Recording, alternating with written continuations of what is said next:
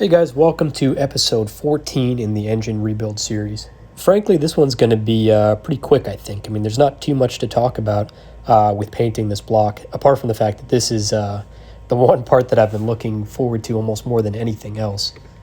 Obviously, with painting, the real work is in masking off everything that you don't want to paint and being as patient and methodical about that as you can be, because that's really what produces the best result. That and making sure you have even coats and you're not putting too much on at once so it runs and stuff like that. But one trick with this, and this is actually comes into play a lot more if you are painting the block alone and not with the cylinder head installed like I am doing. But on the back side of it here, because I don't have the oil pan ready to go, I just taped off this bottom piece here. And as you can see here, if you take a hammer and just sort of hammer on the edges there, it breaks off that edge so that when you go to peel it off, it just peels off nice and easily. And has a perfect edge around rounded edges and stuff like that. I think there's a better hammer to use. I actually started using kind of the side of the hammer to not have that. It's sort of like it's an uneven surface on that hammer. But yeah, I think if you use a flatter hammer, this works a lot better.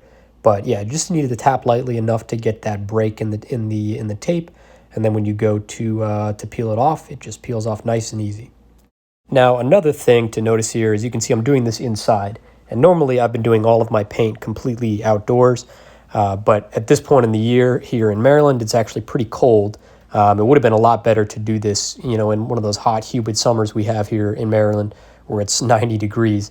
But that's not the timing I quite had, so I did it in the garage here. I got some tape or some plastic behind there and blocked off everything that I did not want to paint my workbench blue exactly, and just got a space heater. And actually, for whatever reason, this garage with the space heater gets really warm if I let it go in for a long time and don't open the door. So yeah, that worked out pretty good. I probably had it going for a few hours before I began to paint. And if you paint when it's kind of cold, you're probably not going to be happy. It's not going to come out clean at all. But yeah, so I would definitely think about just optimizing for heat in the area. If you have to do it inside, that's not a problem as long as you use some plastic. It's pretty cheap at the hardware store. And yeah. So I'm using the same blue that I've been using for all of, whatever I'm calling Datsun blue here, this Duplicolor Pontiac blue. And you can see the paint numbers here for both the enamel gray primer and the Pontiac blue paint itself. I also use this little, I don't even know what they're called, but they help you paint stuff, just kind of similar to what a paint gun would be like. And it's a minor thing, but I think it makes a little bit of a difference. So the recommendation is often to use some kind of solvent-based cleaner to prep the surface and get the last bit of whatever it's going to be, dust or whatever kind of particle on the surfaces that you don't want to paint into it. And I found that to be extremely difficult just because, the surface of an engine block is going to grab at pretty much whatever you're using. I heard coffee filters are better for this, but even that was getting just torn apart by the surface and leaving more of itself on than I think it was taking off.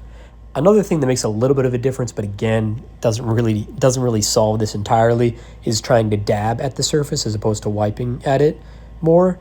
But even then, it pulls away from the material a whole lot. Personally, I think the best thing you can do is use one of these wire wheel brush attachments to your drill and just really take a lot of time doing this. I definitely didn't do it enough.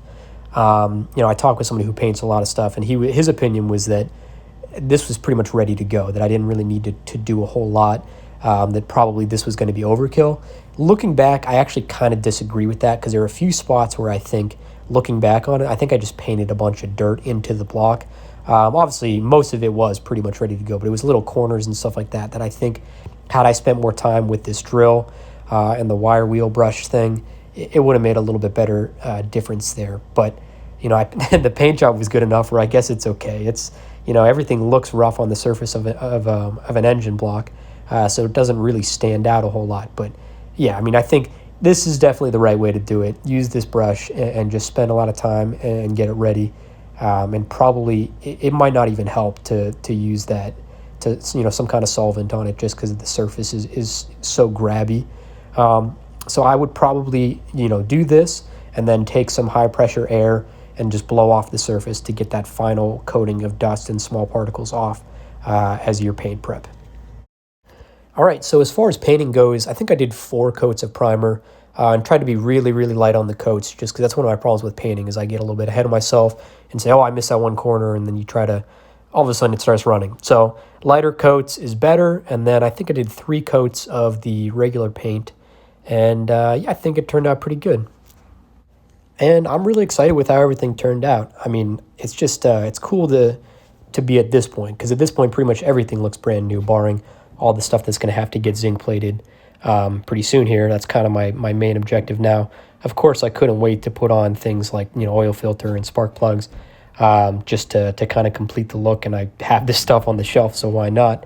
But yeah, this is definitely a pretty cool marker, and I'm really excited for some of these next episodes just because it's going to be really, like this, clean, putting everything together, and hopefully we can quickly get to the point where we build the stand and try to get it running.